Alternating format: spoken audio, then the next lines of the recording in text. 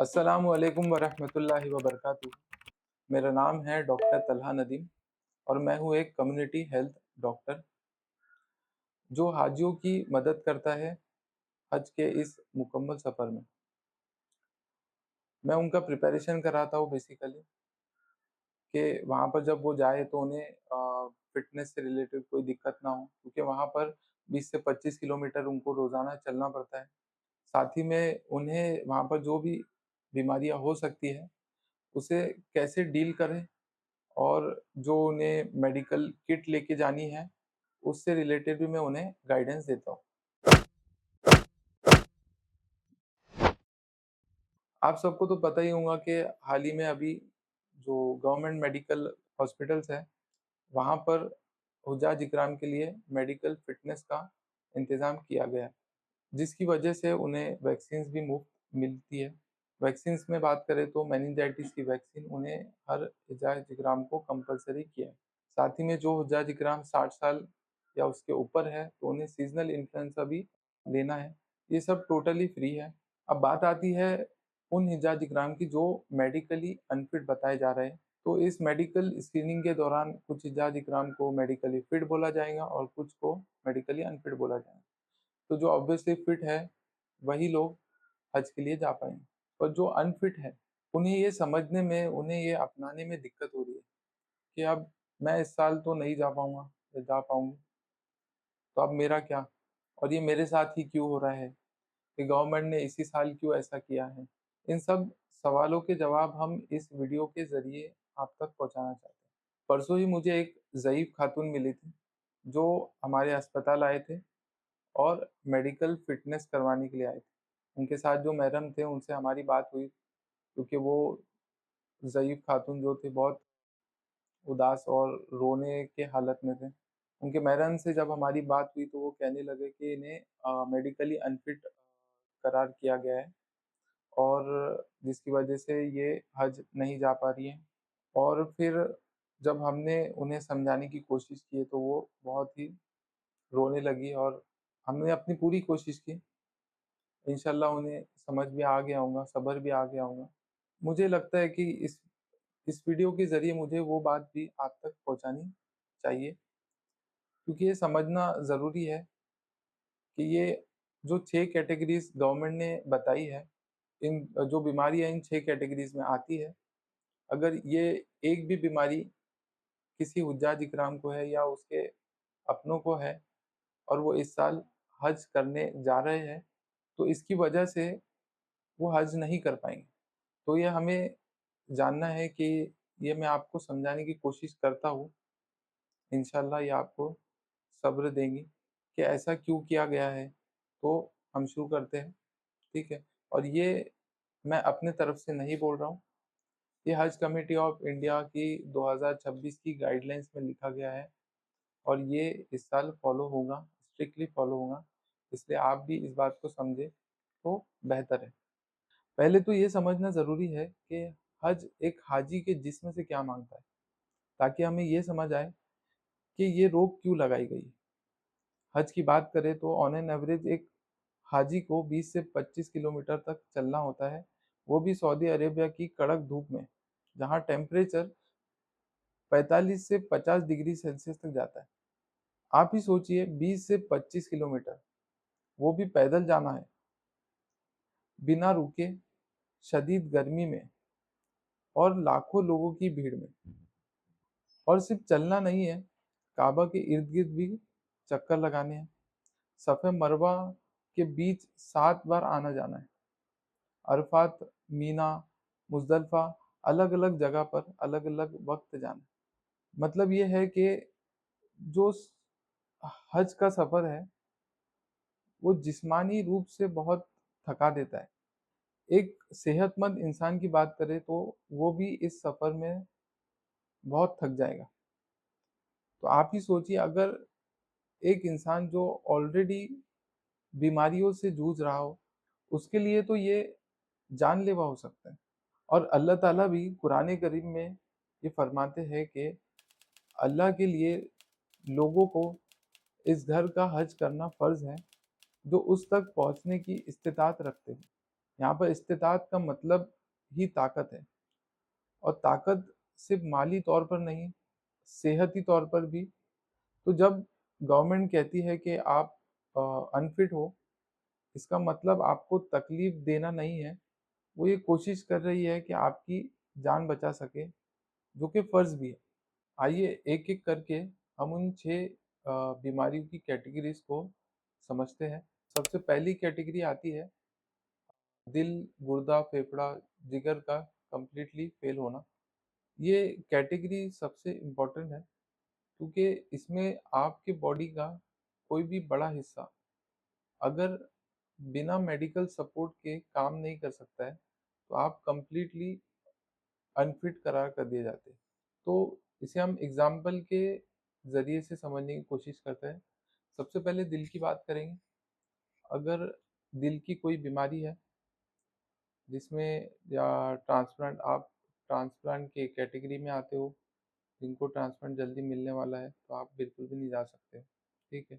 दूसरी बात, अगर आपको ऐसा देखिए उसे कि अगर एक इंसान है जो घर पे बैठा है, उसको सिर्फ एक कप उठा के रखने में ही सांस आ रही है, या सोते वक्त उसे नींद में अ, सांस आ रही है, वो सो नहीं पा रहा है, या फिर थोड़ा भी चलता है घर में तो उसे सांस आती है। अब अगर ये इंसान हज करने सऊदी अरेबिया में जाते हैं और उन्हें 25 किलोमीटर चलना पड़ेगा, तो आप ही सोचिए वो कैसे इस सिचुएशन में खुद को हैंडल कर पाएँगे। ये उनके लिए बिल्कुल ही जानलेवा हो सकता है। दूसरा आता है फेफड़ों की बीमारी। इसमें फेफड़ों का ट्रांसप्लांट यानी लंग ट्रांसप्लांट वाले जो कैंडिडेट हैं वो भी आ जाते हैं। अब आप ही सोचिए, ऐसा इंसान जो घर में ही सिलेंडर का यूज़ करता है, ऑक्सीजन सिलेंडर का यूज़ करता है, ताकि उसे वक़्त पर साँस मिलते रहे। अब ऐसा इंसान अगर हज करने जाएगा, वहाँ तो इतनी भीड़ होती है हज के दौरान, कम से कम 40 लोग एट अ टाइम वहाँ पर तवाफ़ करते हैं। इतनी भीड़ में ऑलरेडी वहाँ का ऑक्सीजन सैचुरेशन कम होता है। अब उसमें ये हुज्जाज इकराम अपना सिलेंडर का यूज़ करेंगे, और फिर कैसे कैसे हो पाएगा? ये तो बहुत ही खतरनाक हो जाएगा। तो इनके लिए भी मनाही है। तीसरा आता है गुर्दे का फेल होना। गुर्दे मतलब किडनी, खून को साफ करता है। तो मोस्ट ऑफ द चीज़ें जो भी हम खाते हैं, जिसमें हर खाने में कुछ ना कुछ टॉक्सिन अडल्ट्रेशन होता ही है, तो किडनी उसे साफ करने में मदद करता है। अब ऐसा इंसान जिसे अपना खून साफ करने में मशीन की ज़रूरत पड़ रही है, जिसे हम डायलिसिस कहते हैं, तो ऐसी कैटेगरी का इंसान अगर वहाँ पर जाता है, तो ऑलरेडी वहाँ पर ऐसे टेंट्स वगैरह जो हज के दौरान लगते हैं, वहाँ पर इसका कोई भी व्यवस्थित कुछ ऐसा हॉस्पिटल वगैरह नहीं होंगे। तो वो 5 दिन रहते हैं हज के, उसमें बहुत ही मुश्किल है। अगर इनको डायलिसिस ज़रूरत पड़ती है, तो वहाँ पर ऐसा कोई भी इंतज़ाम नहीं है टेंट्स वगैरह में कि इनको प्रोवाइड कर सकें। तो इनके लिए बहुत ही मुश्किल हो जाएगा, और इन्हें फिर वापस डिपोर्ट कर सकते हैं, और फिर इनका हज भी मुकम्मल नहीं होगा। चौथी कैटेगरी पे आते हैं जिगर का फेल होना, मतलब लिवर फेल्योर। और लिवर फेल्योर में भी एडवांस लिवर फेल्योर की बात की गई है, जिसमें अब लिवर का भी काम जो है वो सफाई करने का है। बॉडी की जो सफाई करता है, ब्लड की सफाई करता है, टॉक्सिन्स वगैरह को डिटॉक्सिफाई करता है, और खाना पचाने में भी ये बहुत मदद करता है। अब अगर इनको लिवर फेल्योर है और वो एडवांस स्टेज तक है, तो क्या होता है ना, दिमाग काम करना बंद कर देता है, और इंटरनल ब्लीडिंग होती है, अंदर ही खून बहता है। पेशेंट डिज़ीनेस हो जाता है, उसको चक्कर वगैरह आने लगते हैं। अब भीड़ के अंदर अगर उनका जो लिवर फेल्योर वो एडवांस स्टेज पर पहुँच गया, और वहाँ पर तो इतनी गर्मी, शदीद गर्मी होती है कि बॉडी में पानी रुकता ही नहीं है। अब सोचिए आपके लिवर फेल्योर का पेशेंट, अगर उसको पानी नहीं मिल रहा है, किडनी फेल्योर का पेशेंट, उसको अगर पानी नहीं मिल रहा है बरोबर, तो वो कैसे सर्वाइव करेंगे? तो इसीलिए ये जो पहली कैटेगरी है, जिसके अंदर मेजर ऑर्गन फेल्योर आते हैं, ये बहुत ख़ास है, इसीलिए इन लोगों को अलाउंस नहीं है हज जाने के लिए। दूसरी कैटेगरी में आते हैं दिमाग की बड़ी बीमारियाँ, जिसके अंदर सबसे पहली चीज़ आती है जिसे हम अल्ज़ाइमर्स डिज़ीज़ कहते हैं, जिसके अंदर क्या होता है कि पेशेंट जो होता है, उसके अपने हाथों पे कंट्रोल नहीं होता है, वो सीधा चल नहीं पाता, वो भूलता है। तो ऐसे अ, जिन लोगों को ये सब बीमारी है या ज़ईफ़ होने की वज़ह से भूल जाते हैं चीज़ें, तो आप ही सोचिए अगर ये मक्का में मक्का मदीना में अगर तवाफ़ कर रहे हैं, तो ये कैसे खुद को सँभाल पाएँगे इतनी भीड़ में? फिर दूसरी चीज़ आती है कि ऐसे लोग जिनका खुद पे कंट्रोल नहीं होता है, जो अपने आपे से कभी भी बाहर हो सकते हैं और वो ऐसी मुश्किल पैदा कर सकते हैं जो खुद के लिए भी खतरा हो और उन 40 लाख लोगों के लिए भी खतरा हो सकते हैं। तो ऐसे मरीज़ों को हज कमिटी ऑफ इंडिया ने पहले ही मेडिकली अनफिट बता दिया है, क्योंकि ये उनके लिए भी जानलेवा हो सकता है और बाकी के लोगों के लिए भी जानलेवा हो सकता है। तीसरी कैटेगरी में आते हैं बुढ़ापे के साथ भूलने की आदत। तो भूलने की बीमारी इसमें इंसान धीरे-धीरे सब कुछ भूलने लगता है। पहले छोटी चीज़ें, फिर अपना नाम, फिर अपने घर वालों को। अगर कोई भी बुज़ुर्ग इतना भूल चुका है कि अपना नाम नहीं बता सकता, किसी का हाथ नहीं पकड़ सकता, समझ नहीं आता कि वो कहाँ है और क्या कर रहे हैं, तो मक्का की 40 लाख की भीड़ में वो गुम हो जाएँगे। और ये कोई कहानी नहीं है, ये हर साल होता है। इसलिए सऊदी अरेबिया में जो गुम होने वाले हुज्जाज इकराम के लिए एक सिस्टम है। लेकिन जब एक इंसान को याद ही नहीं कि वो कौन है, तो वो सिस्टम भी काम नहीं करता। हमारे उलमा इकराम जो है वो कहते हैं कि जब किसी इंसान का दिमागी तवाज़ुन ऐसा हो कि वो नियत ही नहीं कर सकता, तो अल्लाह ने उसे हज की ज़रूरत से मुआफ़ कर दिया है। अल्लाह किसी पे उसकी ताकत से ज़्यादा बोझ नहीं देते। ये अल्लाह की रहमत है, सज़ा नहीं।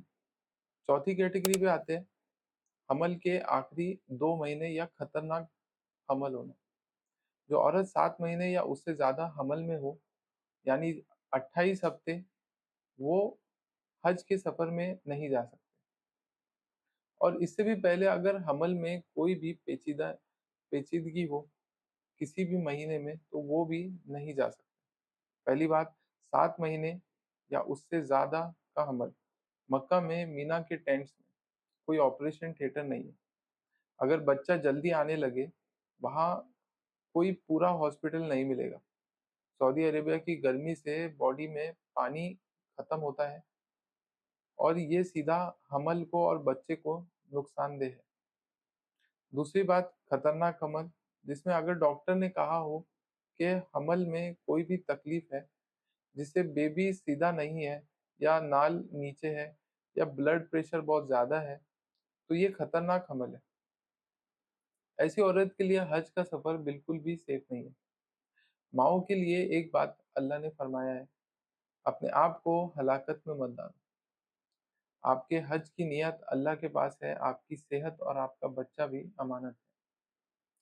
5वीं कैटेगरी में आते हैं ऐसी बीमारी जो दूसरों को भी लग जाए, जैसे कि टीबी हो गया, ऐसी जो फैलने वाली बीमारियाँ होती हैं, जैसे कोविड भी हो गया था। ये 5वीं कैटेगरी है और ये सिर्फ़ आपके बारे में नहीं है, ये उन तमाम हुज्जाज इकराम के बारे में है जो एक समय में आपके साथ ही हज करने जाएँगे।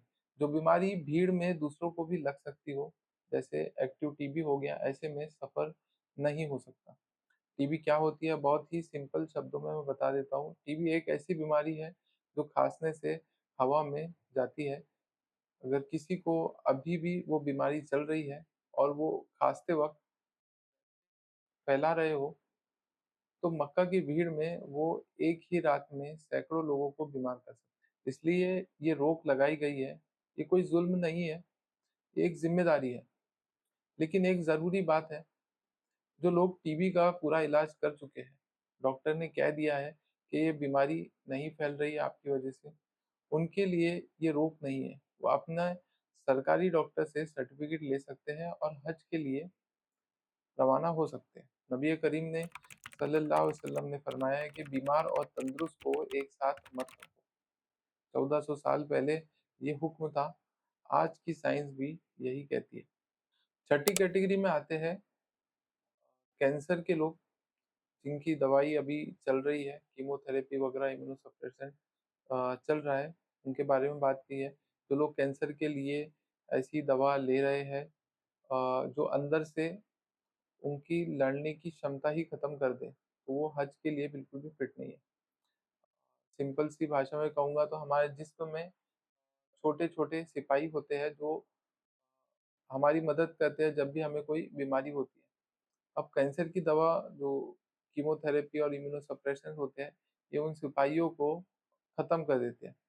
मतलब कैंसर की दवा के वक़्त आपके जिस्म अंदर से बिल्कुल खाली हो जाता है। कोई छोटी-सी भी बीमारी यानी सर्दी, बुखार, दस्त जिस्म बिल्कुल भी बर्दाश्त नहीं कर पाएँगे। अब सोचिए हज में 40 लाख लोग हैं, गर्मी है, थकान है, पानी की कमी है। अगर ऐसे वक़्त में एक कैंसर की दवा ले रहा इंसान हो, वो अंदर से बिल्कुल ही खाली हो, एकदम काँच की तरह हो, तो एक थप्पड़ भी उसे तोड़ सकता है। और दोस्तों ये मैंने इसलिए नहीं कहा कि कोई उम्मीद ना रखे। बहुत से लोग कैंसर सर्वाइवर हैं जो जिनका कैंसर का इलाज चल रहा है और वो सर्वाइव कर चुके हैं, तो वो हज जा सकते हैं, वो अलग बात है। वो अपने डॉक्टर से पूछ के सर्टिफ़िकेट बना के जा सकते हैं।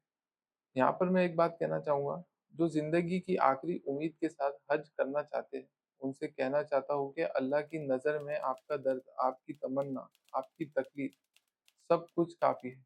उसकी रहमत दवा से भी बड़ी है।